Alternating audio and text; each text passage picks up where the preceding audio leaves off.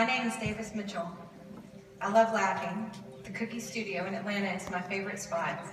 And this year I celebrated my 40th birthday. Jesus is my rock, my reconciler, the author and perfecter of my faith. In October of 2009, we began the journey of adoption. It was a clear calling on both my heart and my husband Lee's heart to bring a child home from another country. Have you ever been so scared, but knew it was still so right? That was us. We had 1,000 questions and so many unknowns, but more than anything, we wanted so badly to be faithful to what God had asked us to do. We wanted to be obedient, so we moved forward, united and in heart and in purpose. We filed our papers and had hard conversations with family and friends and social workers. People can say some hurtful things. You know, like when you're pregnant, someone tells you you look like you're about to pop.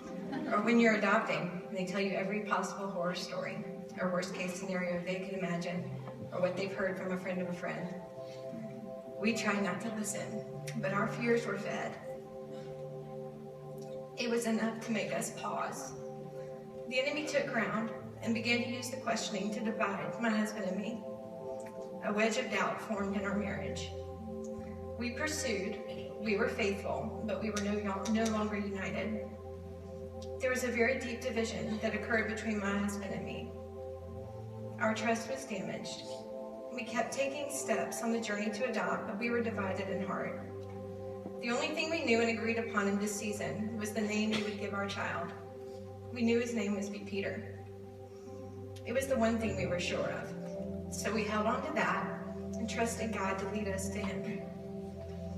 After 5 hard and dark years of believing we would add to our family through adopting, 5 years of fighting for our marriage, sitting in counseling, opening our hearts to friends with a level of vulnerability we had never had, 5 years of seeing cracks in our foundation, we were told the process to bring a child home through our agency would likely be another 5 to 7 years. I knew our hearts and my marriage and my family could not handle that strain. We felt God whisper, it's time to stop. In October 2014, we closed our adoption file, and our journey to adopt was over. I grieved deeply. We gave all the baby things away. We closed that chapter in that dream, but a massive hole remained in my heart.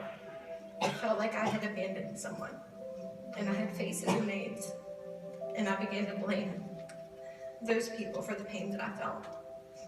He, Peter, always felt missing, and I felt responsible. What I know today is that what Joseph in Scripture said when his life seemed over is true, that what may have been intended as evil or harm, the Lord intended for good. It was a painful journey for our family, but God has not wasted any of it.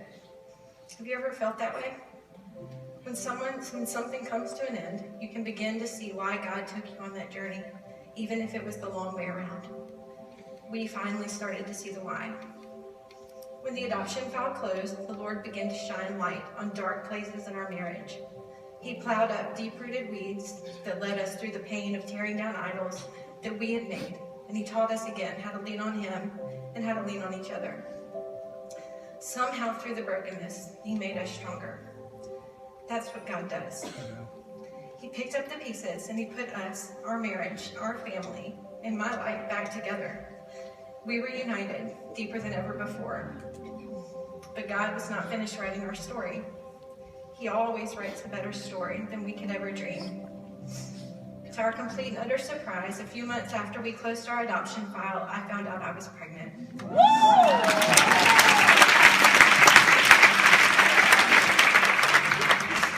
We were not trying. We were not even thinking about trying. I was almost 40. There were different fears this time, but we trusted God. We knew this gift was an answer to prayer.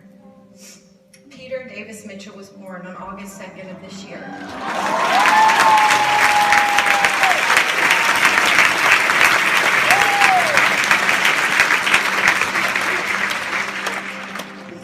He isn't the baby I expected from across the ocean, but he is exactly the baby God had for us. We cannot be more in love with our baby boy. Peter is a reminder that God sees us He knows us, and he has invited us into the most beautiful redemption story. And that's true for you too. He sees you. He hears your cries and your pleas in the darkness of night. He knows when you hurt, when you're broken. He's holding you and saying, trust me, just wait. Tonight, standing here, I am more convinced than ever that God writes the greatest stories, and I am thankful to be a part of the story that he's writing. I am simply a woman who, because of Jesus and all that he is, I've chosen to be rooted in his unfailing word, flourish where I'm planted, walk in freedom and truly live, and give my life away as shade to the people in my path. And this is my Jesus story.